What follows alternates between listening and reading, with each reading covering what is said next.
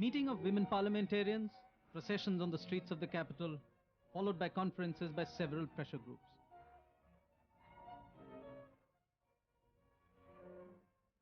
The build-up to the much-awaited bill on the 33% reservation for women in the legislative system of the country. But going by reports, the fate of this bill, which had failed to see the light of the day and was referred to a joint select committee in the last session of Parliament, once again seems to be on the back burners. The Minister for the Parliament Affairs, he says that this bill has to go to the Cabinet again. I'm really sorry, because they came to know on the 3rd. 9th, we laid the report. And until now, they say that the government is not fully aware. And that's why they need the Cabinet approval. Women parliamentarians even met with the Prime Minister, who assured them that he would speak to all the concerned parties to evolve a consensus on the subject. Although the Joint Select Committee is ready with its recommendations of the bill, apprehensions run high amongst the proponents of reservation for women in the Legislative Assembly. This is the first time in history that all political parties have agreed to one thing, that for reservation. And why is it now that it's being delayed after all this agreement? That means it is a breach of trust.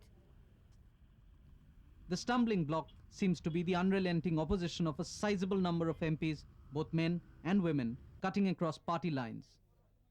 They are demanding that the bill should also lay down a quota for representation of women belonging to other backward classes or OBCs.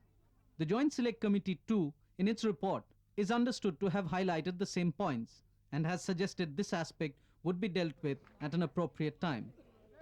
The official stance taken is based on the fact that reservation for women belonging to OBCs is not feasible, as the Constitution provides reservation only for scheduled castes and scheduled tribes and not for other backward classes.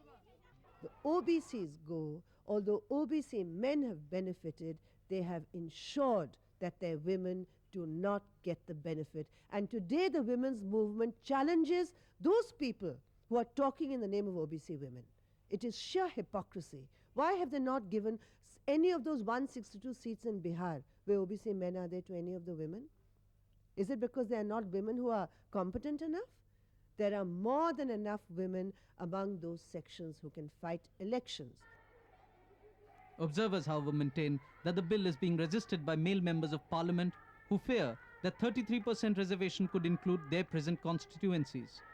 This is a male-oriented world, and definitely men are afraid that 281 seats in the parliament will go away suddenly. In fact, many of the MPs to whom I have spoken, they are asking me, Mrs. Giri, do you want me to sign a death warrant? This is their question. So what is it? They are afraid. Experts believe that following the conflicting stance taken by various sections of parliamentarians and with no fixed deadline for the passage of the bill or discussion over its provisions in Parliament, this 81st Constitutional Amendment Bill once again is likely to be bypassed, this time less by default and more by intention.